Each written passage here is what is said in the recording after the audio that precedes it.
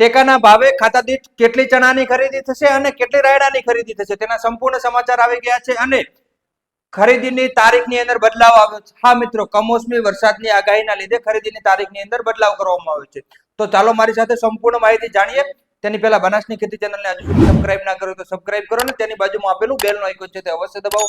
આ વિડીયો વધુમાં વધુ ખેડૂતો સુધી શેર કરો જેથી ખેતીલક્ષી તમામ સચોટ માહિતી સૌથી પહેલા તમારા સુધી પહોંચી શકે. હવે કમોસમી વરસાદની આગાહીના પગલે ખરીદીની તારીખની અંદર બદલાવ કરવામાં આવ્યો છે, એટલે કે જે ખરીદી 23 તારીખથી શરૂ થવાની હતી તે ખરીદીની અંદર હવે 25 માર્ચથી શરૂ થશે. 2 દિવસ લેટ થશે અને ખાતા દીઠ કેટલી ખરીદી થશે? તો કૃષિ વિભાગ દ્વારા જે ચણાની ખરીદી 23 તારીખે શરૂ થવાની હતી તે માવઠાની આગાહીને ધ્યાનમાં લઈને આગામી 2 દિવસ મોડી શરૂ કરવાનો નિર્ણય કર્યો છે, એટલે કે હવે 25મી માર્ચથી આ ખરીદીનું શરૂ થશે એમ જણાવ્યું હતું. હવે રાજ્ય માટે કુલ 4,13,254 મેટ્રિક ટન ચણાની અને 1,33,000 મેટ્રિક ટન રાયડાની ખરીદી મંજૂર થઈ છે.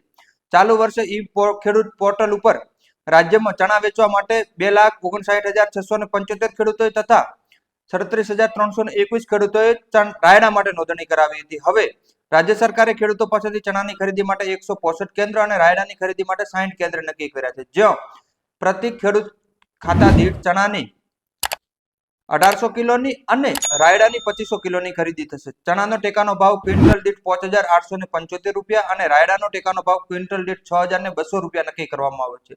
નિયમ પ્રમાણે 25મી માર્ચથી શરૂ થતી ખરીદીને 90 દિવસ ચાલશે એમ જણાવ્યું હતું. ખરીદી પ્રક્રિયામાં પારદર્શિતા લાવવા અને ખેડૂતોને હાલાકી દૂર કરવા માટે પહેલીવાર આધાર કાર્ડ દીઠ બાયોમેટ્રિક અને ફેસ ઓથેન્ટિફિકેશન પ્રક્રિયા અમલમાં મુકાઈ છે. જો કોઈ ખેડૂત વેચાણ વખતે હાજર ના હોય તો તેના દ્વારા નિયુક્ત કરેલી નોમિની દ્વારા પણ જણસીનું વેચાણ થઈ જશે.